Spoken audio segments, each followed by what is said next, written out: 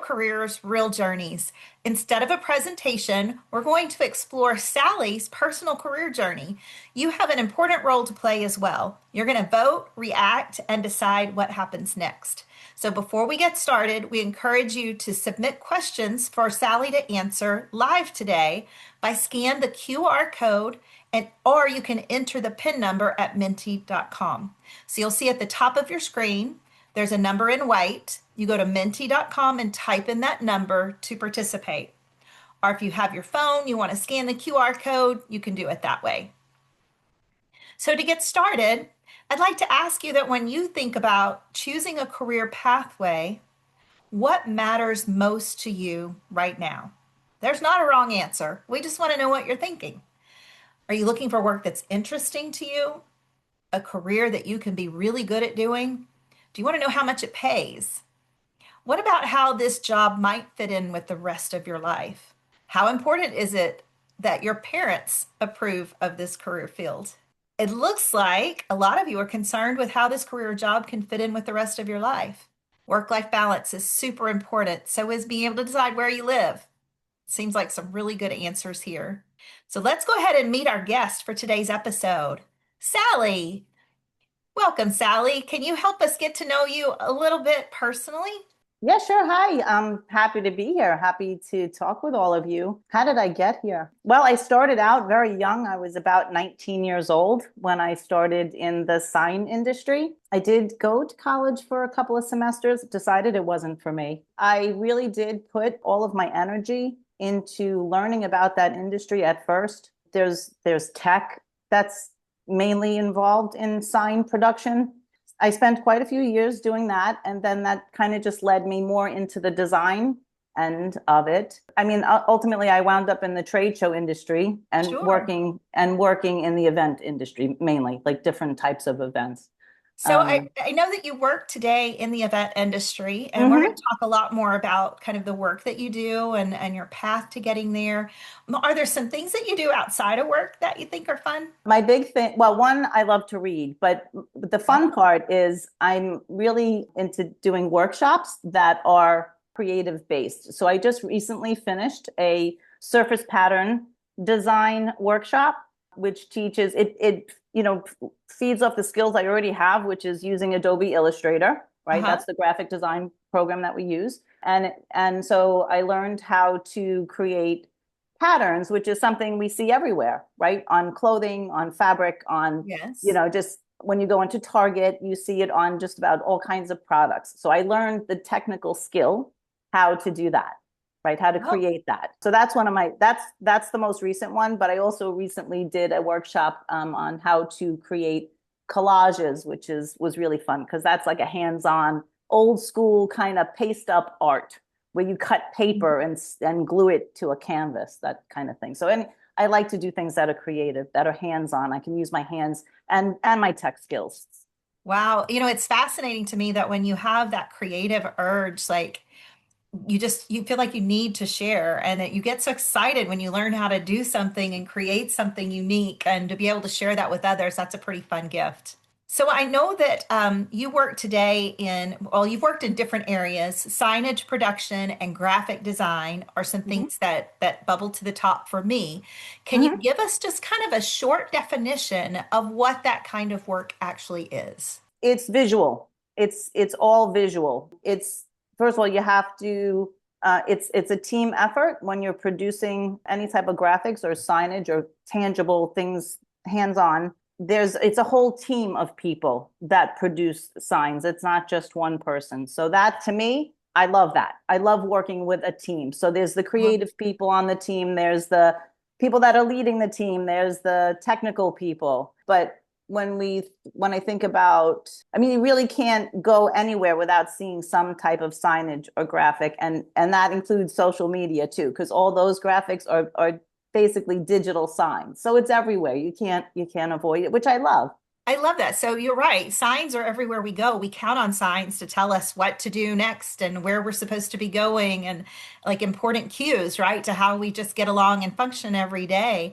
Do you Hmm. find that you tend to create a lot of signs in certain places, in certain environments? Well, I've worked for I've produced signs for all types of industries. So, but mostly, interesting enough, the company I started out working with, their clientele was mostly event producers. Uh-huh. So I wound up producing the promotional graphics, the signage, the banners to promote these events, which was very exciting. So I did a lot of work for New York Fashion Week and, big events, mostly in Manhattan. And but the signage industry could take you in any direction. You can work with just about every type of business, right? It's just that was the niche that I was in, which led me to trade shows. So, which is what you're seeing now with the Volvo Gotcha. So signage now right you're there. involved a lot in the trade show Trade industry. show. Are you Yeah. still Yeah. producing signage for trade shows? I don't. I'm actually doing project management. I don't actually do the production myself, but I'm managing the production. So I'm managing the vendors that are producing the signage. Gotcha. Wow. Okay. So, students, what words come to mind for you when you think about what Sally's described for us? A career designing signage and producing signage as part of graphic design. I know the word that stood out for me, Sally, was creative, artistic. Yeah. Yep. We'll never look at a sign the same way again. Material expenses. I love that. Yeah. Somebody's thinking like a business person. Yeah. Open-minded, yes. We're going to move on. Students, we need some direction here. Let us know what areas you think we should explore first. So drop a pin on this bingo card. We'll look at what you're interested in, and that's the direction that we'll take. I love it, Sally. We already have a pin on what tools do you use? Okay. Can you give us some idea of the kinds of tools that you use in the work that you do? For starters, any graphics program, but specifically, it's generally been there are two. So Adobe Illustrator is the industry standard for graphic design, and then Adobe has a whole range of apps that can be used just depending on what you're doing. So if you're doing websites, then that's a specific app. In the Okay. sign industry, it's a little bit different. It's generally always been more towards like Corel Draw, which is another Yes. software, mainly because the industry really was like PC based as opposed to Mhm. Mac based. But you can't, Adobe Illustrator can also be used. So that's the software end of it. And then equipment wise, there's so many different types of equipment. You have everything from vinyl cutters that like literally cut with a razor blade, large format digital printers, so inkjet printers that are really wide. Like there are printers that are like 16 feet wide. That's something you would use for like billboards. Yeah, that's always fun. Those are Never always thought fun. about how billboard signs get printed. That Yeah, makes they're sense. they're basically giant banners and they're printed with a very wide inkjet printer. That's Uh-huh. how that happens. There's also 3D printers. I mean, like I've done a lot of work making props. So there's 3D printers that are used to do that. I mean, I would say that's mainly the Those- three pieces of equipment. There's Okay. screen printing. There's so much. There's so much. It's so varied. It's amazing. I love that. So, are there any specific skills or certifications that you think would be helpful? I didn't, I'm not certified, but I know that Adobe has certifications. So on the Mhm. software end, you have certifications. I know that if you're using what's called a CNC machine, which cuts thick materials or any type of laser cutting, you do actually need to be trained and certified to use those types of equipment because I mean, there could be some danger involved, and you really want to know what you're doing. And I'm sure that the associations, like the Sign Association, who is probably a good resource if anybody wanted to find out what type of certifications you would need for specific roles. I don't have that information. No, but that's great. And Sally, that's information that we can share. Students, we dropped a link. Your teacher dropped a link into Engagely for if you join Tallo, it will connect you to an organization that has different resources. So if you're interested at all in the events industry and some of the things Sally's describing today, you can find more information there. Sally, can you walk us through a typical day for you? Let's see. So as a project manager, what I'm doing now, or a typical Yeah, day producing signs? Okay, no, so a a typical typical day day today. Mhm. today, email, lots and lots of emails, right?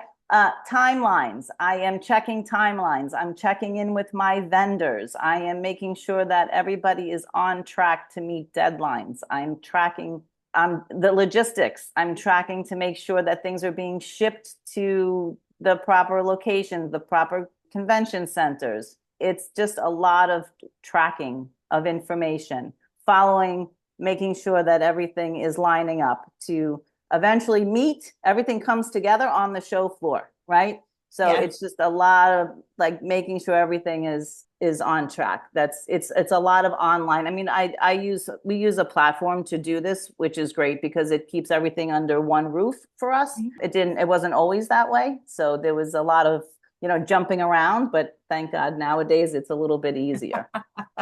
Yeah. Very good. Well, at Tallo.com, you can take a career interest assessment that shows how your interests are connected to potential careers. Tallo does this by aligning each career with the different personality types that you can see listed on this slide. So, students, I want you to take a moment and choose which personalities you think are the most important personalities for a career in signage production, graphic design, or project management. And Sally, as the students mark their what they think is important, I'm going to have you start to share which of these personality types do you think are most important? Okay. Well, artistic for sure. Social, I think no matter what industry, it's social. You interact with a lot of people in the trade show world, events Sure. wise. I would go with that. And realistic for sure. Practical, Yeah. methodical. Yeah, it sounds Yes. like in project management, especially, Yeah. you really Hmm. have to do that. Well, we know that everyone's career path is different. Can you take a look at these images? Let us know which of these images looks the most like your journey to the role that you have today. The first one for sure. What, the straight The, line? no, No, no, no. the one below. Absolutely. Yeah, that was definitely it. Describe what that looked like for you.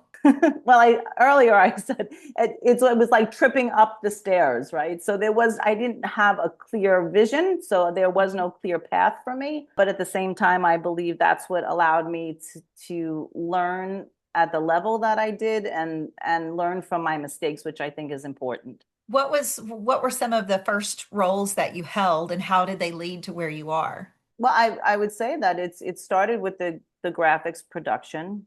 That was all about time management, communication. There was definitely some creativity there, which, all of those skills led to the project management because I understand the vendors that I'm managing, I understand their job because I've done that job, which is, That makes I sense. think it makes it helpful. So we have a quick pop quiz for our students. Every career has obstacles. Which of these challenges do you think showed up in Sally's journey? Sally, you be looking at these obstacles. We're going to ask you Hmm. to reflect on which ones Hmm. that you might have faced. So it looks like someone thought perhaps you realized that the career trajectory you were on wasn't what you expected. That's true. That's true. It wasn't what I expected, although I was really happy with the result. I couldn't have planned it better. So in that case, sometimes it works out, right? Overwhelmed. I do. There are times when I get overwhelmed for sure. It could be a very high. There's a lot of pressure. The Yes. the deadlines can be really insane. So I do get overwhelmed. But in terms of I mean, that's in the job. The hardest obstacles that you faced in getting to where you are today. I think it was the lack of mentorship. I didn't have what I would consider the mentor that I would like the type of mentor that I would be. So I did learn a lot like on my own, and it took a really long time. So we know that along your path, you probably needed, like you said, a mentor or some sort of training and support. So, Mhm. students, what do you think helped Sally the most? So, we have at least one vote for some specific skills, a Mhm. mentor, education or training, practice and feedback. Would you say all of these were important, Sally, for you to be successful? Yes, for sure. Was there anything in particular that stands out that you know made a big difference for you? Practice, Practice. practice. just keep doing it, just keep doing it, and just keep doing it. Oh, wow. That makes sense. Yeah. So it's something you love. And I would think especially something that's creative, right? Hmm. And production oriented, that just getting in there and working and practicing would be the most important thing. So everyone always asks, what will I make? Students, you can find this information by going to tallo.com. Check out the Career Navigator. Based on Tallo's Career Navigator, the median US salary for signage production is 56,000. Your pay could be higher or lower with location, experience, and the industry that you're in. Money matters, but so does the hours you work, the time you get off, growth opportunities, and whether or not the job fits your lifestyle.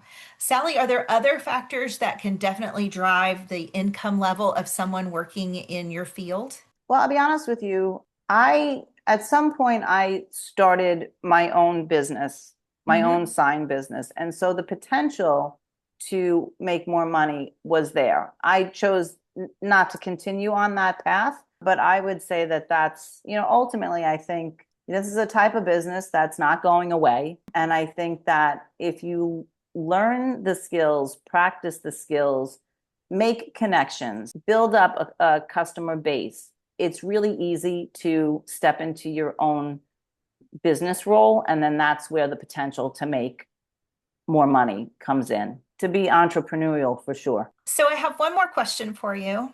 If you could go back in time and give career advice to your middle or high school self, what would you say? That's a tough one. Yeah, don't sweat the small stuff.